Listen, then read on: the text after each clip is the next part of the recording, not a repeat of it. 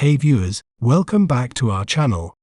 Today, we're pronouncing the name of a famous celebrity that belongs to the world of art. He is a famous painter and etcher with a net worth of approximately $10 million. Well, how do we say their name correctly?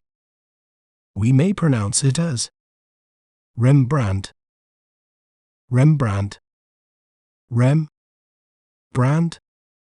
The letter D is silent. Rembrandt. Rembrandt van Rijn is widely regarded as one of the greatest painters in European art history.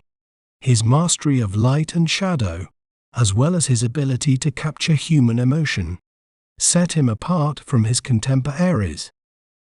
You can check out other videos for more. Don't forget to subscribe to our channel and share more words you'd like us to pronounce in the comments below. See you next time.